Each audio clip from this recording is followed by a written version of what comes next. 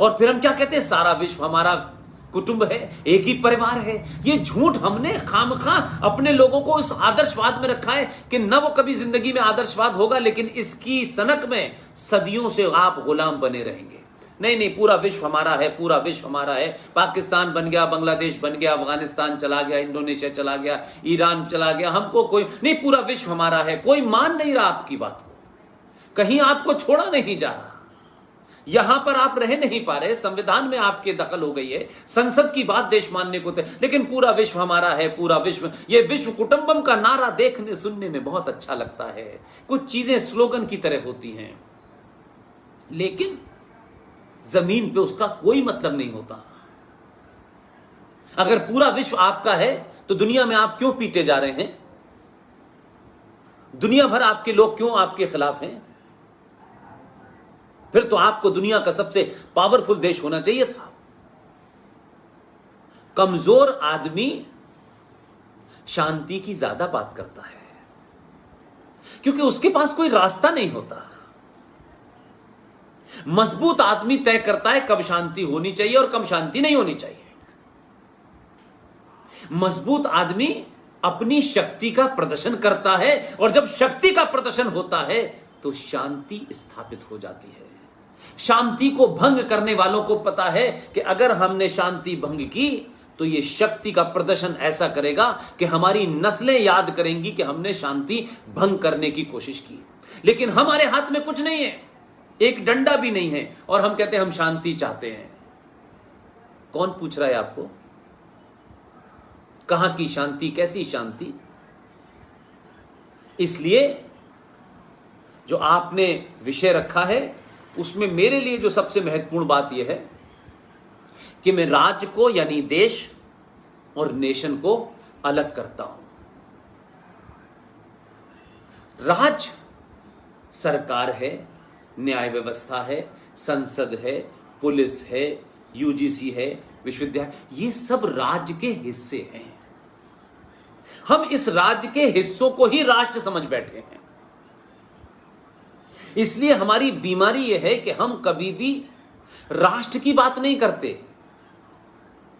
क्योंकि राष्ट्र की बात जब करेंगे तो उसमें भूमिका मेरे से और आपसे शुरू होगी, प्रधानमंत्री से नहीं शुरू होगी, और हमें दूसरे की तरफ नहीं जाना होगा। नहीं नहीं, उनको यह करना ही नहीं। जिस दिन भी राष्ट्र की बात ये चैतन्य समाज सोचने लगेगा, उस दिन आप ये मांग नहीं करेंगे सरकार को ये करना है, सरकार को यह कानून बनाना। कानून तो इस देश में किस चीज का नहीं बना?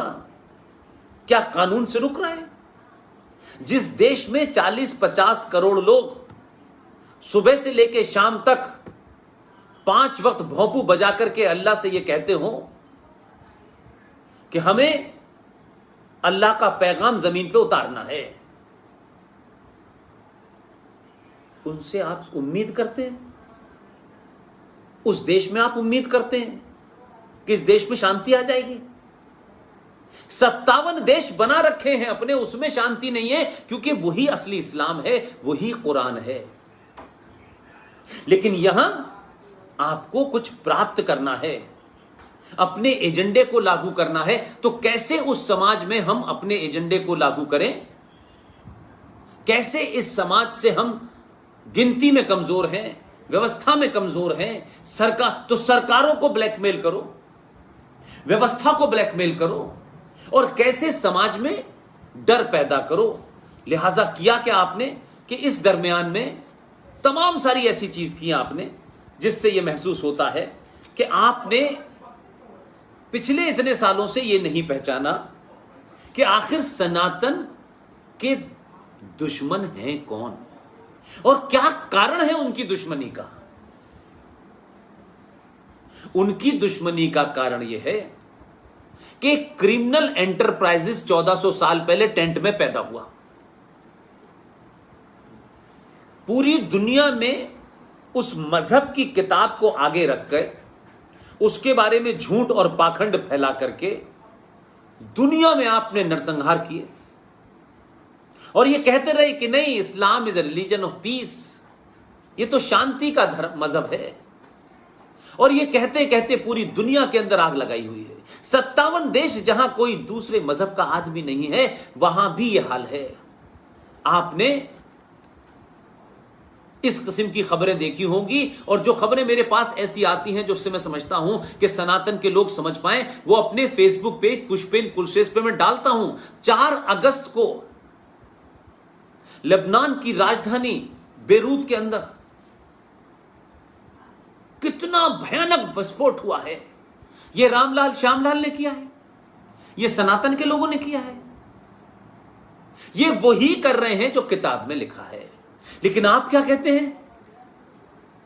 आप कहते नहीं नहीं नहीं, सब किताबें, सारे धर्म शांति की शिक्षा देते हैं। कहां लिखा है? किस मूर्खता में भारत का सनातनी पड़ा हुआ है, वो जानता ही नहीं है। लेकिन उसको ये कहने से लगता है कि शायद कुछ दिन के लिए ये जो जिहादी है ये शांत हो जाएगा। वो बेटी को छेड़ेगा, आप लड़ेंगे नहीं। वो बेटी को उठा के ले जाएगा, लड़ेंगे नहीं, क्योंकि आपके अंदर एक कायर कीड़े की तरह जिंदा रहना आपके लिए ज्यादा सम्मानित लगता है बनस्पत इसके कि लड़के अपने सम्मान की रक्षा करें। वो नहीं लड़ सकते आप। फिर आप सरकारों को लेटे लेटे गाली देंगे। आपको नहीं लड़ना चाहिए। कौन सी दुनिया के अंदर सरकारों ने लोगों की सभ्यताएं बचाई? कहां आदर्श बने? आप मुझे बताएं। देश बचाते हैं, देश की सेना है, देश का संविधान है, संसद है, कानून है, वो बचाता है सरकार। राष्ट्र को बचाने के लिए समाज को आगे आना होता है। इसलिए हमारा जिहादी, इस्लामिक मुसलमान जिहादी जो 500-700 साल तक इस देश में रहा, और वो जिहादी जो 1947 के बाद इस देश में रहे, वो एजेंडे के साथ थे। इसलिए जो बातें मैंने कहा कि हमारे बड़ों को बतानी चाहिए थी, संगठनों को बतानी चाहिए थी, वो नहीं बताएंगे आपको, क्योंकि उन्होंने भी अपनी दुकान चलानी है। उनको लगता है कि हिंदू जितना मूर्ख और कायर रहेगा उतनी ही उनकी दुकान चलेगी। लेकिन वो ये नहीं समझ रहे कि धीरे धीरे उनकी दुकान भी लुटेगी एक दिन। तो आप तो उन जिहादियों के एक तरीके से काम कर रहे हैं कि पहले अपनों को समाप्त कर रहे हैं, अपनों को मूर्ख बना रहे हैं, अपनों को कायर बना रहे हैं, और जब जिस दिन समाज कायर हो गया उस दिन वो आपको समाप्त कर देंगे। तब आप कहेंगे अरे ये कैसे हो गया? तो हो जाता है, फिर इतिहास में नहीं मिलता कि आप क्यों खत्म हो गए। लिहाजा जो सबसे बड़ा दुश्मन है सनातन का, वो है इस्लामिक जिहाद और इस्लामिक जिहादी। सारे शब्दों में मुसलमान, मक्कार मुसलमान, पढ़ा लिखा मुसलमान, ये सब सनातन के दुश्मन हैं। दूसरा है ये जो मिशनरीज आते हैं इंग्लैंड से, अमेरिका से चल के, इन मिशनरीज को भारत के अंदर ही गरीबी नजर आती है। यहीं इन्हें दया और करुणा इनकी निकलती है, यहीं मदर टेरेसा पैदा होती हैं। ये मदर टेरेसा कभी सऊदी अरब में जाके मानवता के लिए काम क्यों नहीं करती, जहां हर जुमे के बाद किसी के हाथ काट दिए जाते हैं, किसी को गोली मार दी जाती है। वहां जाकर के बताएं मानवता क्या होती है।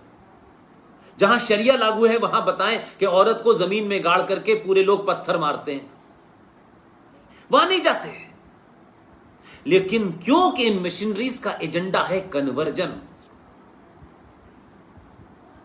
गिनती बढ़ाओ, गिनती लोकतंत्र और जमहूरियत में महत्व होती है, क्वांटिटी महत्वपूर्ण होती है, क्वालिटी महत्वपूर्ण नहीं होती।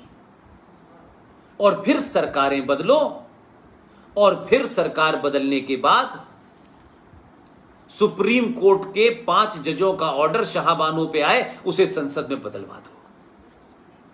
रात के अंधेरे में जब देश का सारा अपोजिशन जेल में है, तो धारा